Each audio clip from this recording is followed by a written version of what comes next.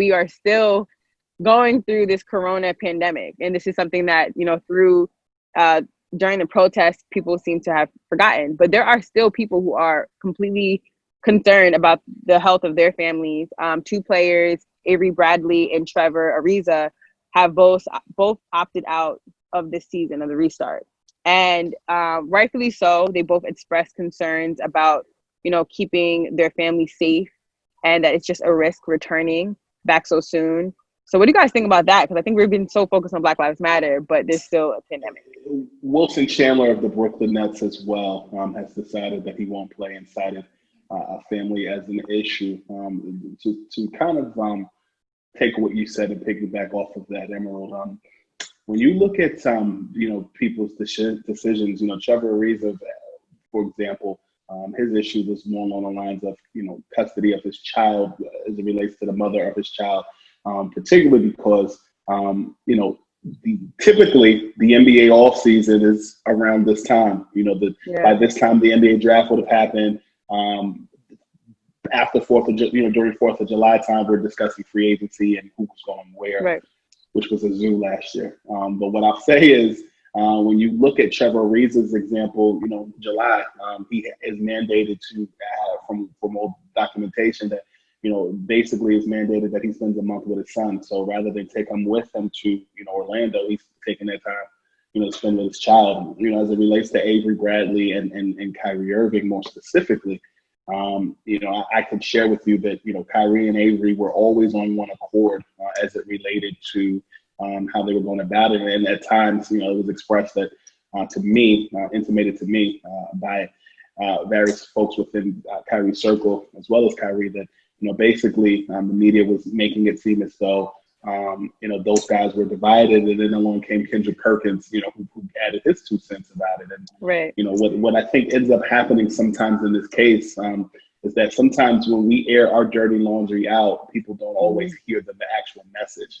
There was a conference call a few weeks ago where Kyrie Irving, who was the vice president, one of the vice presidents of the Players Association, Chris Paul was the president, expressed a certain concern about what was going on. And what gets lost in translation is, everybody hears Kyrie's quotes, but there were other people on that call. I spoke to about 4 different people on that call, that basically shared with me that it wasn't just Kyrie expressing those concerns. There are a lot of guys that don't want to play, that don't want to go to Orlando. And as you look at, as of last week, the 9,000 reported added cases of COVID-19, I think it's worth an alarm, because Florida was one of the first states to kind of relax the mandates as far as just various protocols that go along with just moving and grooving around the state of Florida. But I'll add that when the NBA wants to get this done, because if the season doesn't resume, they'll actually be losing about $2 billion.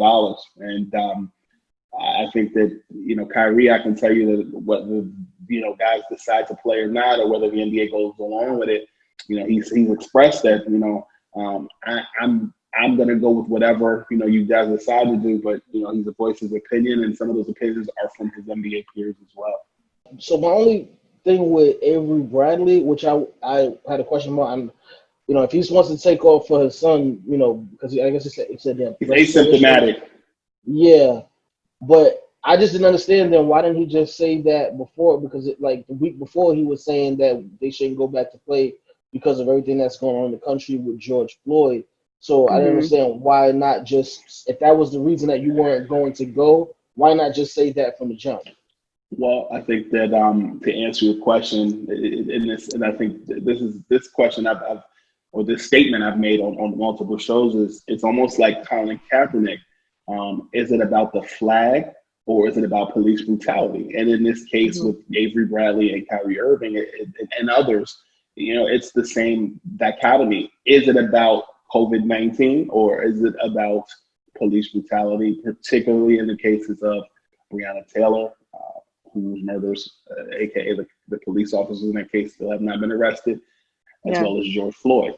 So to answer your question directly, I'll say that I think that players are being very deliberate and careful in how they make their assessment and what statement they put out when they decide what statement they make when they decide, whether they're going to play or not. So I think they're just being very deliberate in their answer.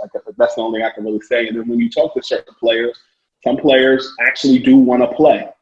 I've spoken to some players. I use this analogy. It's literally like a bag of M&Ms or a bag of Skittles or Narrow-Laters. You have different colors, different textures and flavors.